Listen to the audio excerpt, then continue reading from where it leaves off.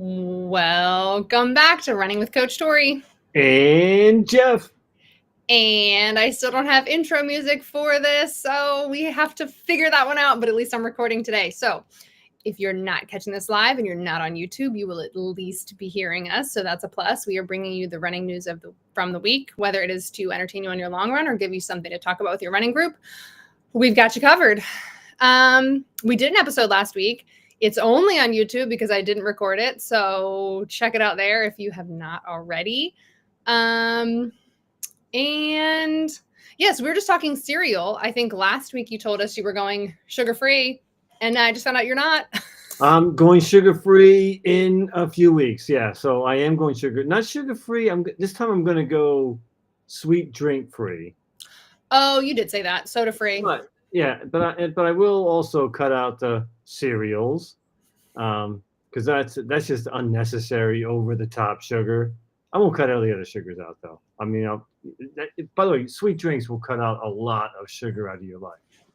The amount of sugar in a Coke, lemonade, even orange juice, even if it's natural sugar, it's still a lot of sugar.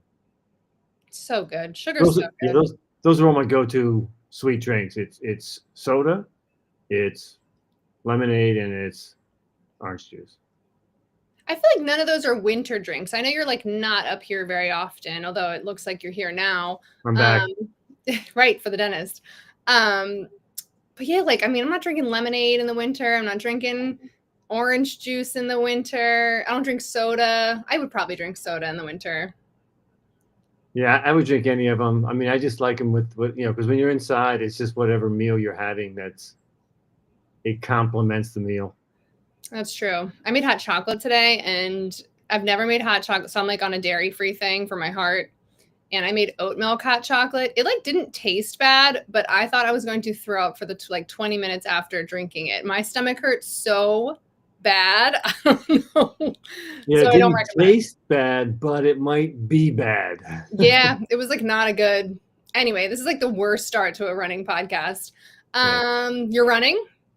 Well, no, I lied last week. So anyone who didn't hear the episode, I said I was going to start running, and I have not started running. I've taken what was 6 weeks off is now turned into 8 weeks. I just got back up here into New Jersey, and it's cold. It's cold. It's really cold this week. I had planned to run today just so I could say I'm now back running for this podcast, but I couldn't do it. I went outside. I'm like, oh my God, it's 20 degrees, which maybe if you live in Minnesota isn't bad.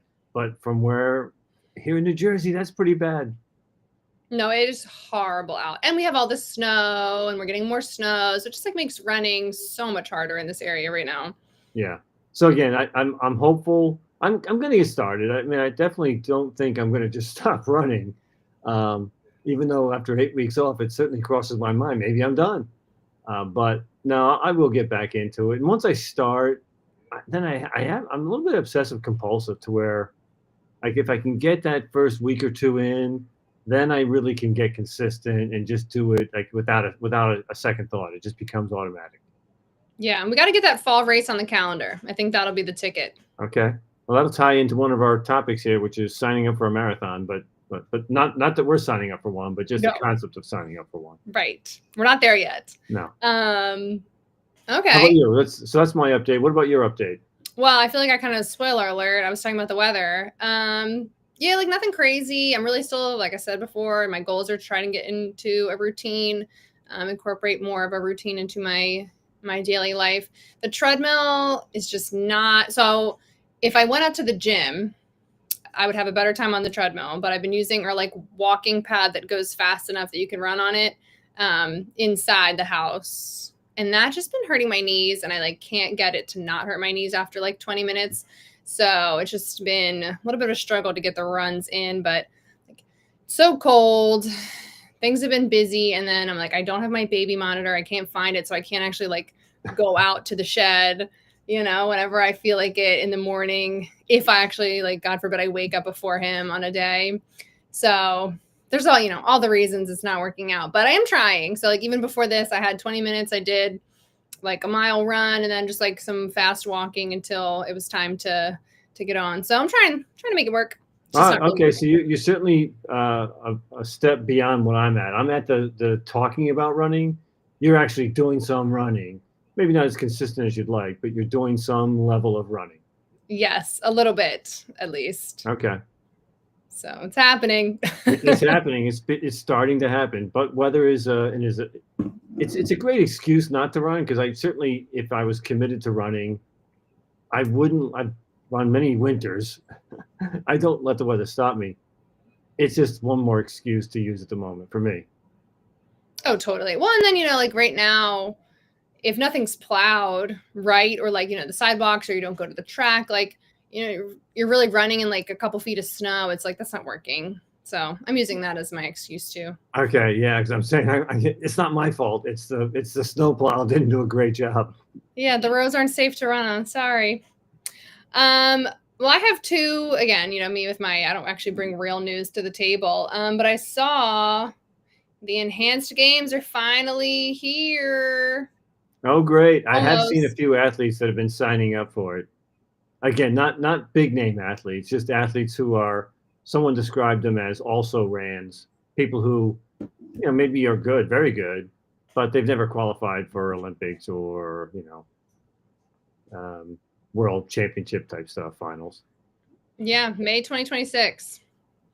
So stay tuned to not watch that. Yeah, I'm boycotting it. We'll talk about it, but we're only gonna talk about to say don't watch it. Yeah. It's like an anti-commercial. I'm just Don't like watch the still enhanced games. I'm like still so shocked it's real. You know what I mean? Like it just doesn't make any sense. Like they don't really do a great job anyway. I think sometimes monitoring different sports on the drug use stuff. By the way, for anyone who doesn't know what enhanced games Yeah. are, maybe we should just tell someone what we're talking about. Yeah, so it's Olympic style games that allow PEDs. Performance enhancing drugs. You can use as many steroids, anything you want to use is not banned. Is it just running, swimming, lifting? Is that right? I think there's limited events. Yeah, I think it is running, swimming, lifting, and those are the three that I'm aware of. Yeah, so just like an odd concept of promoting drugs. It's promoting drug use. Right. Yeah. And we already have people who like sneak around and do it anyway. So it's just like. Yeah, we already have the enhanced games. It's the Olympics. Watch the marathon lately. Yeah, so that's just like annoying. But yep, May 2026. It's coming fast. Okay. And then Don't watch it. Schedule something else for that week, please. Yeah, there'll be other things to watch instead. I saw another thing, and this reminded me of a race I ended up not ever doing, and then they stopped having it. But Ferrari will open its private Fiorano track to runners again in 2026. I guess they do a half marathon in Italy on the Ferrari track. Wow. Okay. That's kind of cool. That does sound kind of cool. I've been to a racetrack. I've been to like Daytona, and you actually have been to a racetrack in Delaware, I believe. So those are NASCAR tracks, but that would be kind of cool to run on. I mean, the Daytona ones, it's 2.5 miles long. Yeah. Wide, circular, what do you want to call it? But yeah. So I don't know how the Ferrari one, that's probably more of a road course where it's more winding and flat, I would imagine, but I don't know that course. Yeah, it looks like it's not really like an oval, but I also don't really know what I'm looking at. I know when they did Breaking 2, they filmed, I don't know if it was at the Ferrari track or if it was a different one, but they did do their race on some kind of like race car track. Okay. So like it does seem pretty cool. It looks pretty cool. Locally they used to do a mile race on like a small airport's runway. And I signed up 1 year and then it was like raining. So I felt bad, like bringing the whole family out to that. So I just bagged it and then they never did it again. So I lost my chance. I do think a straight mile run would be kind of cool. Right? Like it sounded like a cool idea. Yeah. Yeah. They stopped doing it though. Oh, okay. Well, if you find it again and they have it, let me know. I'll sign you up. That's all I got on my news. Also, not related at all, but I'm gonna be coaching basketball for kids, which is are we gonna start a basketball podcast? Can we start that? Let's do. We'll have like a basketball coaches corner. Coach Tori pivots to basketball. Pivot, yes, that's a whole basketball term too. I didn't even know I was doing that. Yeah, I saw what you did there. Yikes. Anyway, I know you have some news stories, so let's Yeah. So let's get away. jump into some of my unrelated related news stories. So Grand Slam track, we talked about that, I think, on half of the podcast that we've ever had. If not all of The them. latest news on Grand Slam track, for anyone who doesn't know what Grand Slam track is, it's a track league that was started last year by Michael Johnson and had 3 of the 4 events during 2025 and then didn't pay anybody. So they filed for bankruptcy a week or 2 ago, and they had a creditors meeting this past week. So where all the creditors who are owed money got to talk to and ask questions of Grand Slam Track. And what Grand Slam Track said is they have $7,300 in cash, and they have debt, so money that they owe people, of 30 million. So there's a small differential there of 7,000 versus $30 million. Wow. Somehow they spent $40 million putting together those 3 track events. It's that's what the biggest question from the creditors is. Is it one? I mean, I know it's water under the bridge, but how did you possibly spend $30 million and you didn't pay the athletes or the vendors? Like how is this possible? So anyway, that's where they were at. They're still trying to negotiate some kind of settlement, and Grand Slam Track is still talking as if they will exist in 2026, having events. Like they've allocated $400,000 for athletes and venues and stuff for 2026 in their budget. Yeah, it's such a bummer. And we've talked about this so many times, right? Like, what a great idea. So fun to watch. So unfortunate. I don't even pay it any mind that they're like, oh, there's going to be events in 2026 because, like, up until now, right? Like, they kept being like, everything's fine. We don't, like, there was always the lie of like, even like the first reason they gave for canceling the last event was like not forthcoming. And then sort of they put more information out and then they put a little more information out until it was like, no one got paid. You know what I mean? So it's like, Yeah, okay, I don't the believe first excuse I anything. think was we've achieved everything we were hoping to achieve in 2025, and therefore we don't even need to have that last event. Right. And it's like, oh, okay. Weird move.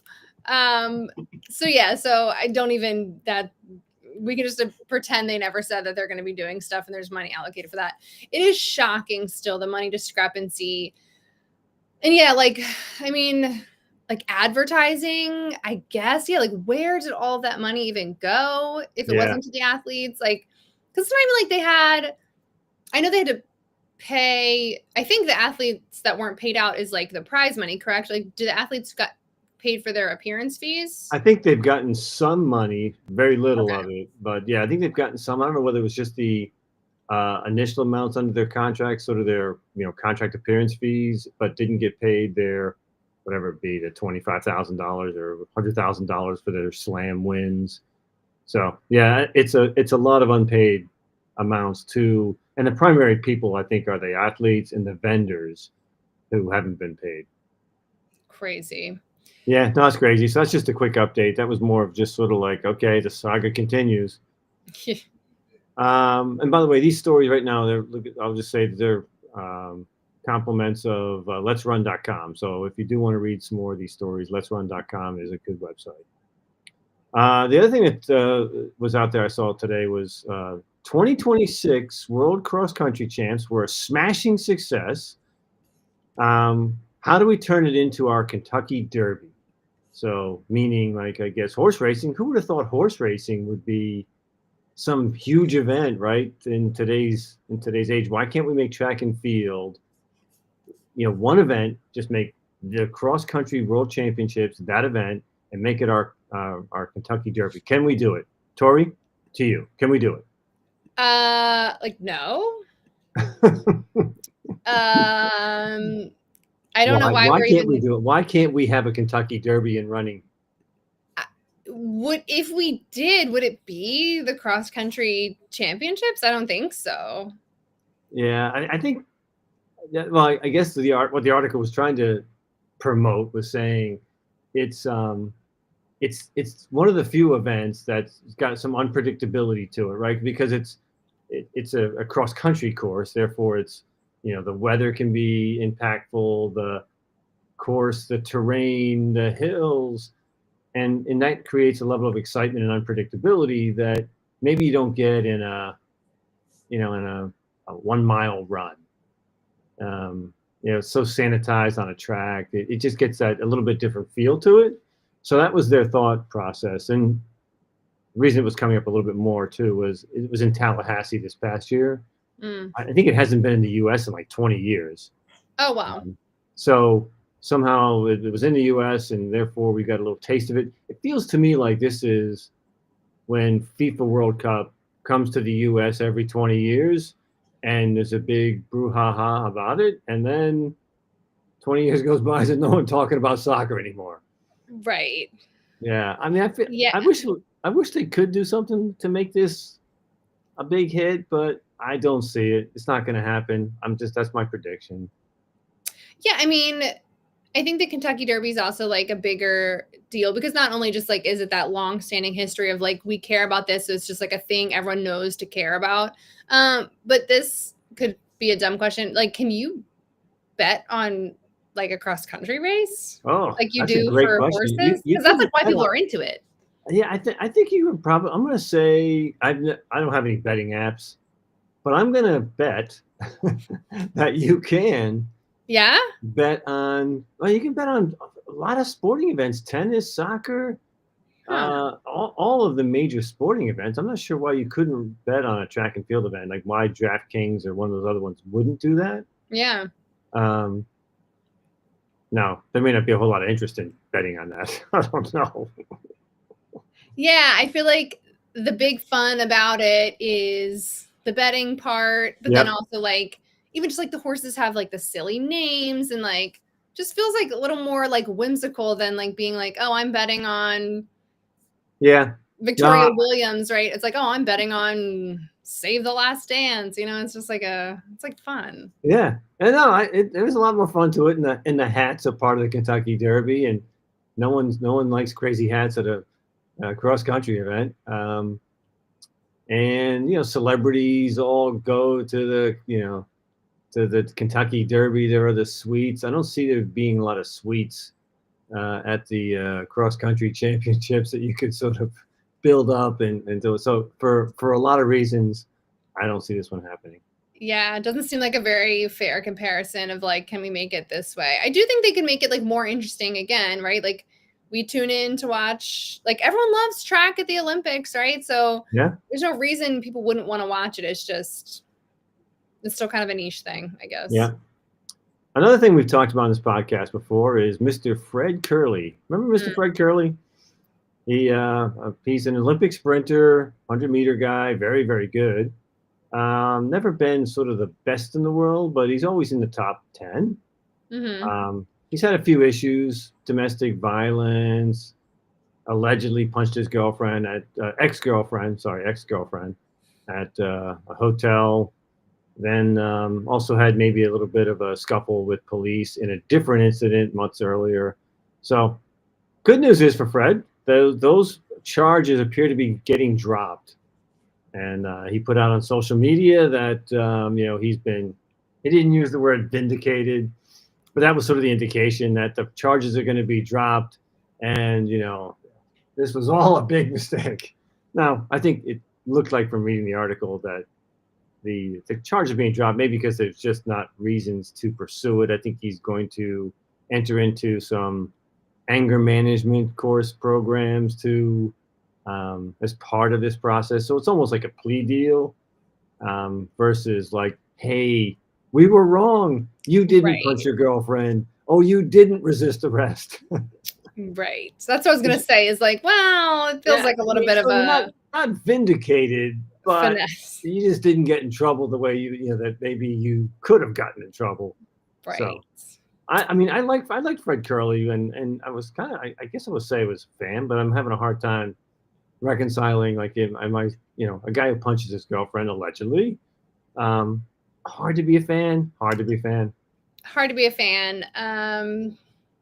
Also, he was one of the people who, again, it could have just been rumor or just like fake news, that was at least rumored to be someone who's running in the enhanced games. Oh, Um, oh, that's breaking news. I mean, I didn't see that. So yeah, it was a while ago I saw that. I feel it was like during all of this, like when all the other news was coming out, it was like also sprinkled in. So it could have been either just completely fake or like a, trying to like misdirect a little bit. So yeah, so I guess don't tune in. I'll let you know if he's ran. yeah, The we won't enhanced watch game. it, but we'll I'll look we'll it give up. you the news updates on it so that you don't have to watch it, so that the ratings are terrible. If there are, I'm not even sure it would be on TV. It might be on some kind of Yeah. website. All right, another story I came across this week. A runner carrying a baby is disqualified from the Hong Kong Marathon. That's, by the way, thanks to Canadian running. Good magazine, by the way. Good. I'm going to say I'm a big fan of the Canadian running magazine. Not a fan of Runner's World as much, only because they make me have to sign up for something if I want to read any of their articles. Right. So, Carrying a baby is in like holding it in their oh hands or no, carrying a no, baby as no, no. pregnant. Yeah, just so for context, um, it was strapped to his chest. So it was like a, honestly, like a 1-year-old. They didn't identify or name the age of the individual who was strapped to the chest, but yeah, he was running about a 15-minute mile. So, pretty pedestrian pace. I mean, it's almost it's that borderline between walking fast and running. And as you saw him on the video, there's video of it. Um, he's getting passed by a lot of people, but and he doesn't seem to be. He's not running like bouncing. So the baby's not like bouncing up and down tremendously, but even with a walking motion, there's a little bit of bounce to it. And I think, I don't think it would be advisable to bounce a baby for he was, by the way, he was at the 15-kilometer mark in 2 hours and 20 minutes. So they removed him from the course. Just so Yeah. if you're concerned that he was then going to be running for another 2 hours or 3 hours for his 5-hour plus marathon. No. They removed him from the course because you're not allowed in the Hong Kong Marathon to run with a baby strapped to your chest. Now, as someone who has done a lot of baby wearing in my life, but never ever for a run, yeah, thank you for clarifying. yeah, like ill-advised, I think. And also, you can never like underestimate how dumb people can be, but it's just like, I am at like, I feel like he was doing that just for the attention. You know what I mean? Like you couldn't have been like, this is right. Cause if you're going to run with your baby and you're like, I have to run with my baby or I want to run with my baby, you're running in a stroller. You're not like, I got a baby wear for the marathon. That doesn't make any sense. Yeah. Like not safe for you, not safe for them. Probably. I don't think anyone's ever like, anytime you're reading the instructions for, and again, you don't always have to follow the instructions for stuff, but like none of them are saying like, it's okay to run in. Actually, because I always bring up CrossFit as well. I forget what, maybe it was 2 years ago when Tia like recently had her baby. Her baby was pretty little. She wasn't competing in the games. She was just watching, whatever year that was. So I guess it was maybe even 3 years ago at this point. I don't know. And she was wearing her baby and like interviewing people on like for a 5K run. And she was like running with the baby, I believe. I don't know how long she was running with the baby, but she did. And I had the thought of like, that's such a bad idea for everybody. And like, why? You know what I mean? So yeah, that's crazy. He should have been removed way earlier. Yeah, they did actually talk about the fact that there were other checkpoints that, maybe you should have been removed at the 5K or 10K checkpoint. Yeah, by the way, babies better than I do, whether you're able to hit that link or not. There's a picture there of him with his baby. I mean, is that a 2-month-old baby? Didn't you say like at the start of this was like a year-old baby? Well, yeah, I don't know babies' ages. I mean, he looks okay. Now I'm going to say it looks like my estimate is less than 6 months. So yeah, and that's the thing too. And again, he doesn't look like he's just like following rules anyway. But usually when they're in the front, that's the younger babies because eventually you have to put them back on the back. Yeah. So yeah, I mean that could be like a 6-month-old baby. It could be a 4-month-old baby. By the way, and the baby changed position too, because there's different clips. In one clip, the baby's facing him. So, And yeah. that's for even, oh yeah, I see that. That's for even littler babies. Where's this baby's mom?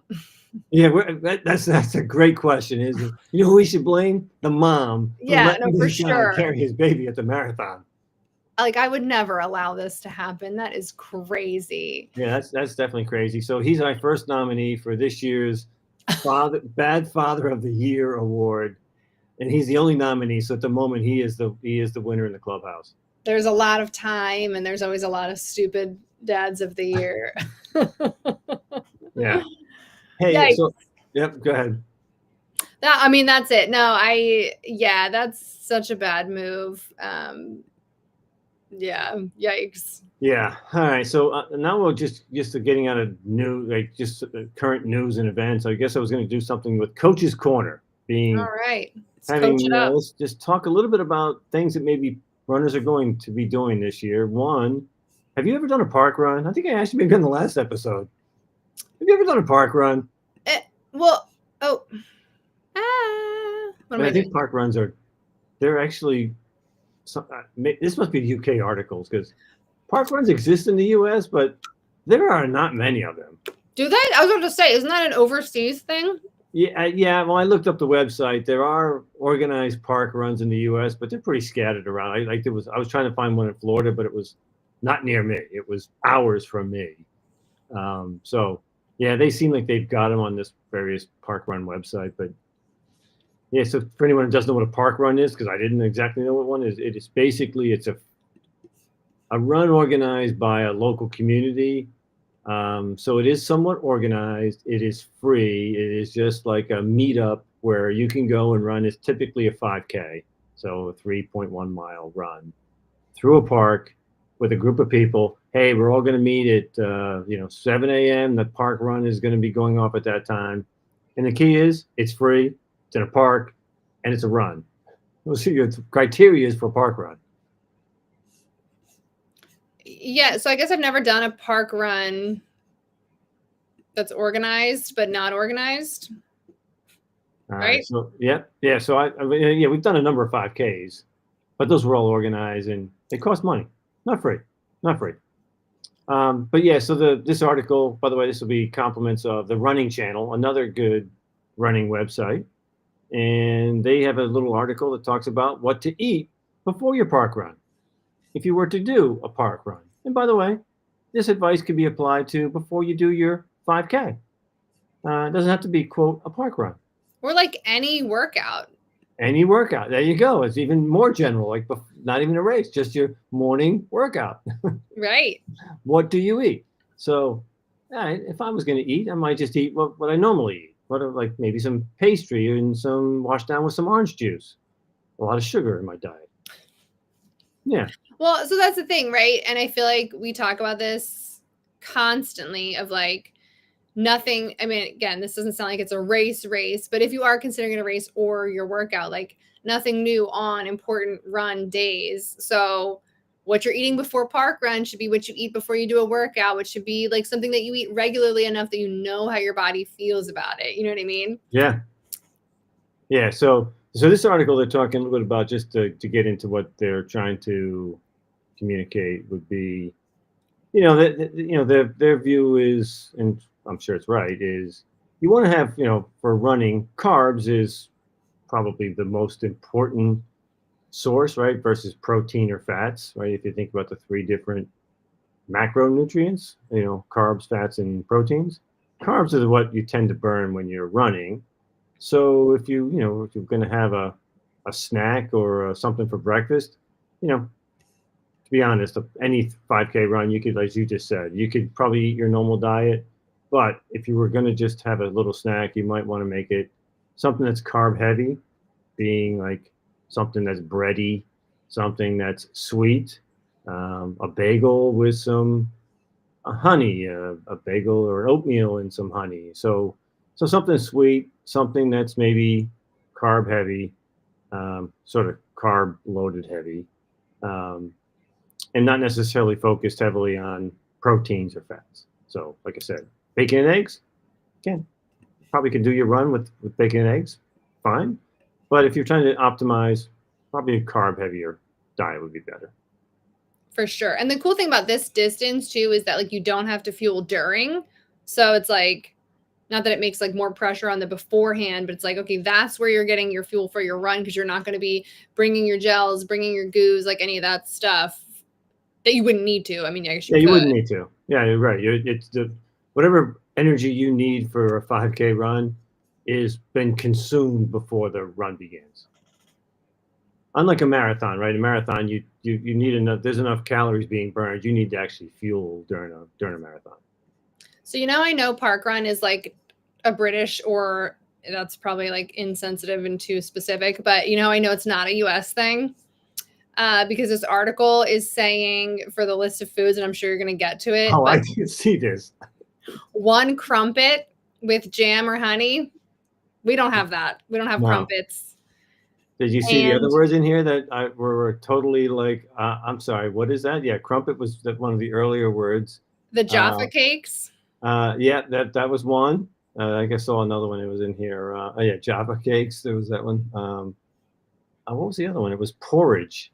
Okay, so the only reason porridge doesn't stick out to me is, my super crunchy school that we're a part of makes porridge for the winter time. So I feel like porridge is like in my vocabulary now. Yeah, I had to look up porridge. I'm thinking, okay, what's the definition of porridge? And so, like oatmeal is like falls into the porridge category.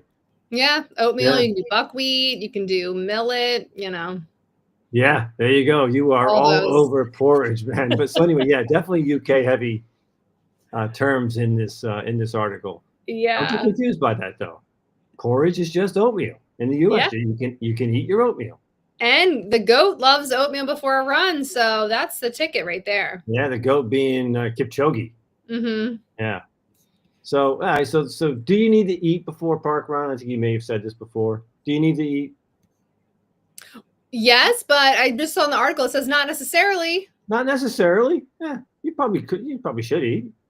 Just on a good nutritional diet, you should probably eat before your park run, but you don't need to. You don't need the energy. The food you eat probably isn't going to be necessary to survive a 3 mile run. But if you're not going to eat, you should make sure you eat something carb heavy the night before. Yeah, there you go. You are a fast read on this article, aren't you? You are. So we ran through the list of types of things. Like we talked about a couple of them, but I'll just go through a few of them. I guess the recommendations are toast with jam, peanut butter, avocado, bagel, bowl of porridge / bowl of cereal, breakfast muffin, granola. What you're hearing in all those things are things that are very carb related. Banana, very good one. I'm not sure I'd recommend jelly candy. Yeah. My personal preference, it seems like that falls outside sort of the good carbs to junk carbs, but okay. And if you're not a big eater, if you want to just have your coffee, they do say, and good idea is maybe just want to put a little honey and sugar in your coffee to give you again some carbohydrates to run on. It wasn't a Syrup, very right? deep article. I mean, it wasn't like a whole lot to talk about, but what to eat before a 5K. But I thought it was good. It's a well written, covers a lot of areas, and if you're not sure what to do and you're just getting out running for the first time, you want to do your first park run, read this article. Give you some ideas on what to eat. Yeah, totally. And I think, again, like you kind of mentioned, it is helpful to generalize that to before your workouts, before your long runs, before whatever it is. Because they talk about like avoiding things that are high in fat and protein, things that are high in fiber, not to avoid them all the time, right? But before a run is going to like potentially cause some more GI distress. So like that's all in here, which is important and helpful. And then, yeah, I mean, I like that they have a bunch of options because I do feel like I often get asked by people when they first start, like in the coaching process of like, what should I eat before? Blah, blah, blah, blah, blah.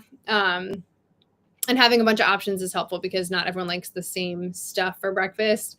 And people have different, like, not only preferences, but like things that fit into if they're doing like a low sugar or whatever it is kind of diet thing. So I think that is super helpful. And I like that they were being like flexible with the sugar in the coffee, honey in the coffee, because I don't feel like I don't think I ever tell people like, don't, like, oh, if you don't eat, it's fine. Like, it's always like, you got to eat something in the morning until they're like, I really can't. And then we can kind of talk about that stuff. So I do think that's helpful. And I feel like parkrun would be a great idea if they like did that more often around here or anywhere, really. It sounds like but we have so many running groups. I feel like they kind of do like the same ish thing. Yeah. You No, know? you're right. You join a running group. That's not me, but yeah, go for it. Yeah, the other thing they mentioned too, which I thought was good, I think it was in this article, was the caffeine. So I think coffee is always good to sort of get your body going. It can help you psychologically make the run feel easier. Just having that stimulant in your body does make it. Again, if it's part of your normal routine, I would continue to have your coffee before your run. If it's not part of your routine, I wouldn't start guzzling a bunch of coffee before you do your first long run, because that can also, as you indicated, cause some GI issues. And I think we all know what that means. Right. You're now park running behind a bush. Yes. Yeah. So then the other article I picked out of here that I thought was pretty good and more relevant for as we get into people with their New Year's resolutions. Resolution might be to run your first marathon in 2026. So there's a good article in here on how to train for a spring marathon in 2026. And obviously, all the things in here apply to if you picked a fall marathon. It's all just based on your timing beyond that. So again, good article, the running channel.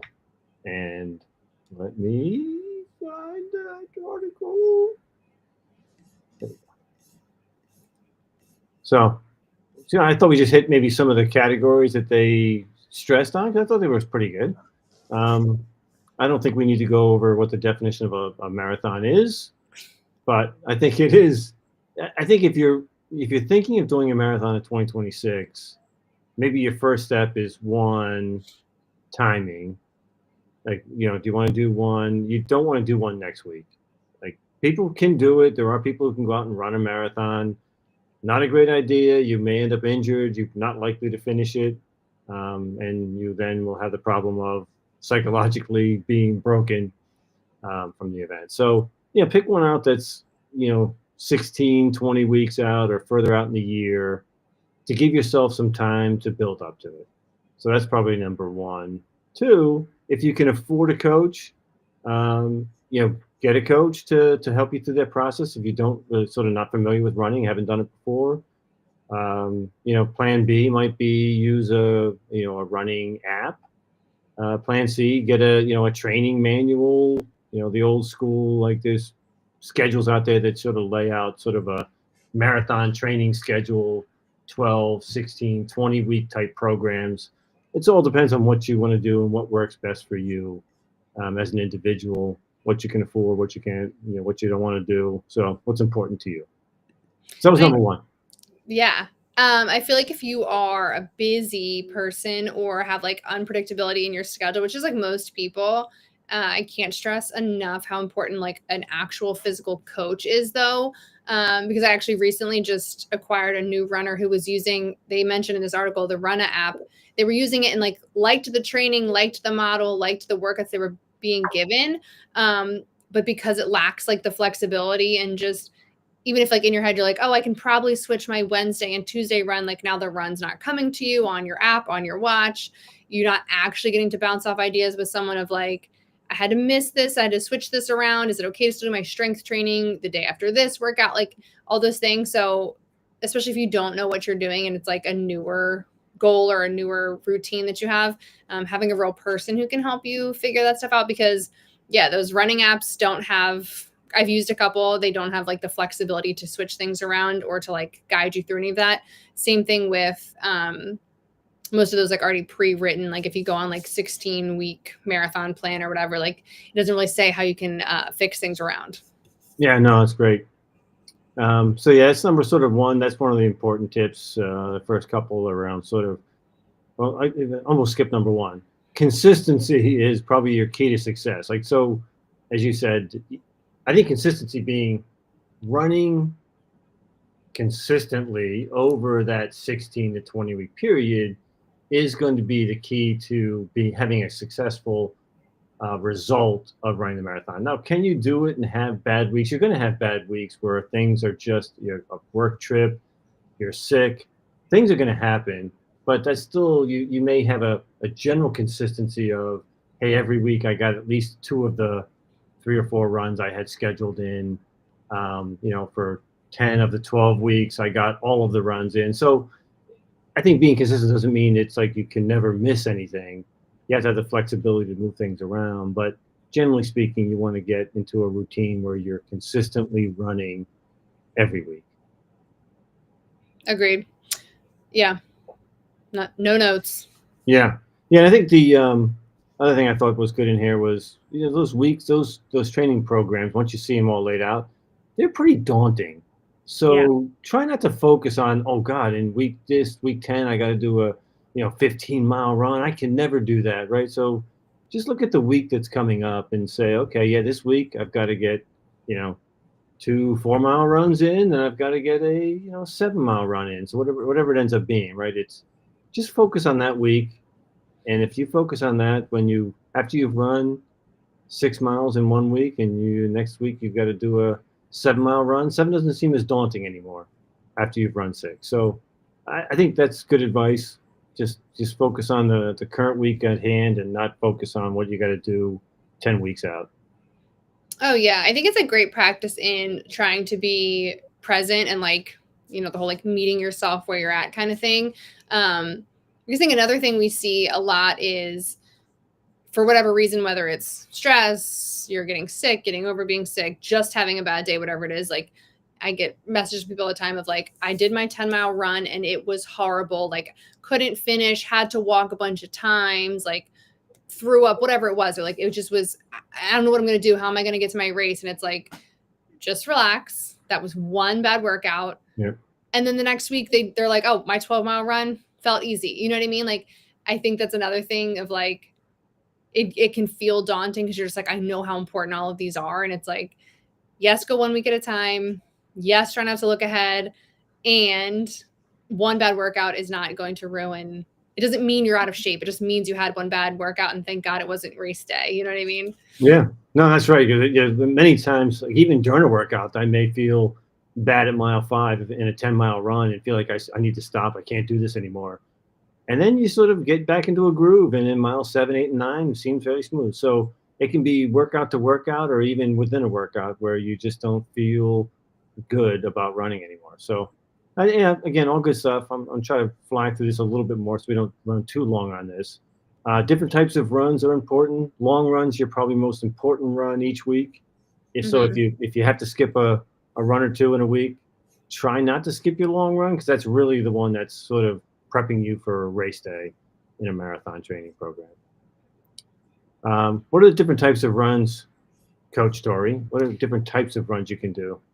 I mean, there's like so many things, right? You have your easy run, you have your long run, you have your tempo runs, you have fartlek runs, you have runs with strides at the end, you have like threshold runs, right? There's like a bunch of things. I personally, I don't like jargon so much. I'm not really a jargon person anywhere. And I see the article says like understand the different types of runs. I don't really feel like you need to, unless your plan is so basic that it's like go out on a tempo run or 20-minute tempo run. Like most of the time it's going to tell you run at this pace or run at this effort. So you really don't need to understand like and maybe this is like bad advice. I don't feel like you really need to understand what any of that is to be able to do the workouts. Like I think that just is getting you like a little too into the weeds. Yep.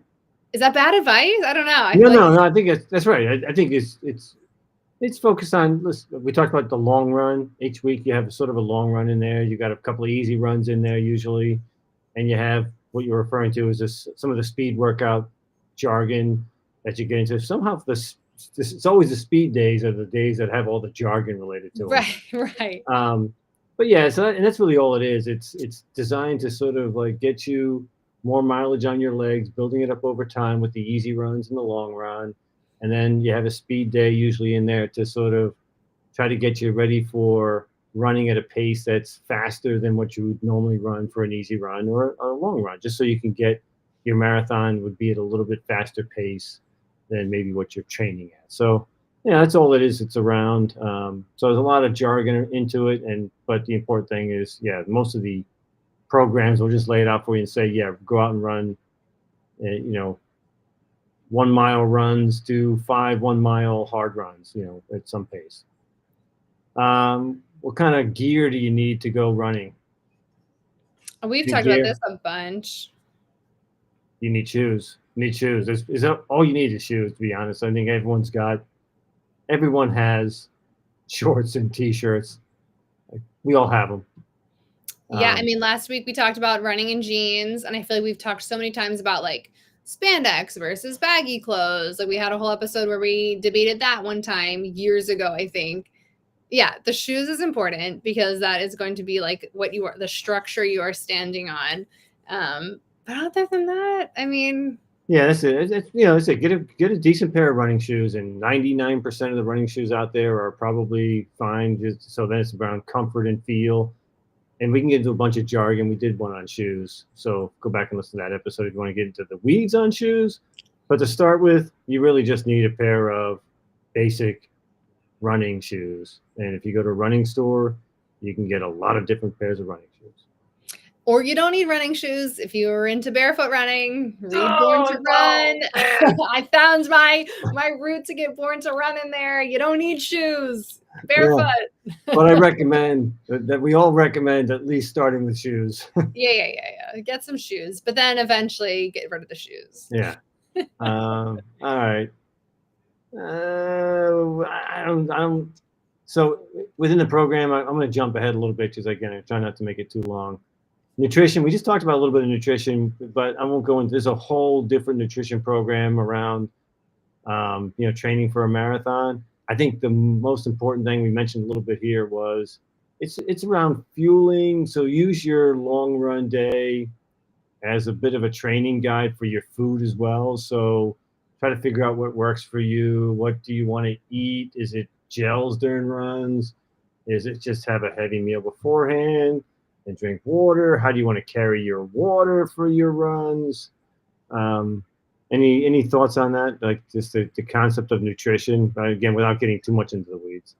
Yeah, I mean, the standard like advice that's always given is you need between 30 and 60 grams of carbs every hour during your long runs / during your race. And if you think about it, you're like, oh, that's a great guideline, except for 30 to 60 is such like a big thing. So really it is like figuring out what works for you. Same thing with like, does caffeine help? Does caffeine hurt for you? Like, is it going to elevate your heart rate too much or not? Those kinds of things. So, I mean, it's hard to give like advice outside of like we already talked about trying to do the carbs before versus protein and fats and why. I will say the Planted Runner, I believe that's what the book is called. It's Coach Claire. She also has a podcast, I think, and like YouTube channel, but she has a book. I read it a long time ago. We did an episode a long time ago on the old podcast with her, but I think she does a great job breaking down nutrition for runners and helping people understand like what is going to be good for running nutrition versus what is good to be eating all the time to stay healthy. So I recommend checking that book out because it was a good read in terms of that. And there was recipes and stuff in there. But yeah, I don't want people thinking like carbs and running have to be like married together. And now you're like, I only eat bread, because that is usually me. And it's not the best idea because balance is key. But yeah, I think you have to compartmentalize like, how do I eat normally? And what am I feeling with on my runs? And those things have to be a little different. Yeah. And then for those really long runs and marathon, you just need to figure out, how do I get some nutrition during the run? Yes. And that's what you're trying to do during your training. Right. Running vests are great. A belt is great. Pockets are great if you're running in the cold. It's harder to have like a bunch of like baggy pockets if you're wearing like shorts and a tank top. The professional runners, you don't see wearing those things because they have their like bottle drops and all that stuff. So like they don't need to be carrying their stuff. Everyone else is wearing a running vest or a belt or whatever. So yeah, get one of those for training. Yeah, because for the marathon, I found the water stations are good, but I have a hard time getting enough hydration Mm-hmm. at the scheduled water stations because the cups are small, and two, it's hard to drink a cup of water while you're running. So Oh you yeah. grab it and you get maybe half the water in your mouth and half of it spills down the front of you. So it's hard to get enough water. So some people, and me included, I try to bring at least one water bottle with me for my long runs, and certainly for the marathon as well have some kind of water in addition to nutrition. Yeah, no, that's a good like first time racers tip, right? So many things are gonna be out of your control with like how you feel, how your day is going. Like at least be in control of like I have enough fuel, I have enough hydration to last me so that I can get it whenever I need it. I don't want to find out that they switched to having Gatorade only, switched to having water only, ran out of cups, ran out, like that's gonna just completely throw your race off. So be in control of that because you can actually be in control of that. Yeah, the other thing this article talked about, which I thought was good, was once you identify what marathon you want to do. So one, I want to do a marathon. Two, when am I going to do that marathon, and what's the terrain going to be? What's the conditions going to be for that marathon? Is it going to be hot? Am I going to do a June marathon, and I'm going to start training in the wintertime here in the Northeast, and therefore, do I want to do my runs in a gym, some of the long runs, so I could get Mhm. used to running at 70 degrees plus versus running out in the cold because those different conditions. Is it a hilly course that I'm going to be running on versus a flat terrain? So you don't want to do all your training on a flat terrain and all your long runs on a flat terrain where you see, oh, this is great. I'm in great shape. And then you do a hilly marathon and you realize, oh my God, it's a different world running up a hill. Up and down hills don't equal one flat terrain. Right. Yeah. So I think it's good to figure out, once you figure out what marathon that does impact like the types of runs you want to do. And again, a coach, I think, will help you work that out as to what's, when do I build my hills in? Do I do it on my speed day, long day? What's the best ideas on that? No, totally. I feel like we're getting long here. We are Should we, getting long. That's why I was trying to cut some of this down. All right, last thing, last tapering. thing, Everyone loves tapering. What is do they? tapering? It is just like it says, tapering, as you are tapering down your mileage. So you're running less and less after you've gotten to your peak workout, right? For your long run. For marathons, that's typically 3 weeks. Half marathons, usually looking at 2 weeks. You're decreasing your long runs. You're decreasing your speed workouts to some extent or making them a little more focused on your goal pace usually. And then you are going to be cutting out your strength routine eventually, probably like 10 days out from race day. And yeah, I mean, people often, I've never had this, but I've also like never done that much like tapering that's actually real. Everyone's always talking about they're getting sick, they're getting hurt, they're just always feeling like everything's falling apart. It's like the curse of the taper. But since we all know that, like, try not to panic if that happens to you. Yeah, you won't lose fitness in a week or two, right? It's trying to strike that great balance between letting your legs rest and recover over that last 2 weeks of training, without having you feel like, okay, if you did nothing and then went out and did a marathon, you probably wouldn't feel very good. So it's striking that balance between having your legs, still get some running, still get that motion, still get that habit done, still get your conditioning maintained, while letting your legs recover and sort of build up and ready for that big effort for the day of the run race. All right, that's it. That's all I got. Done. Cut me out. Stop me. Hook me. Yeah. No, I think that was great. Got lots of news, got lots of knowledge. We will be back next week at our usual time. We are trying to do all these live, so feel free to tune in. Best way to find that is on our YouTube channel. I think that's how you'd find our live stream. Honestly, I should have figured that out before I said What YouTube channel is that? it's the Maracue Run Club YouTube channel. So check that out. It's always, I think, linked in our notes if you're not watching it on YouTube. Yeah, so yeah, tune in live, send us a chat. If I ignore it, it's because I have not figured out how to do that, but eventually I will get to it. So yeah, check us out. See ya.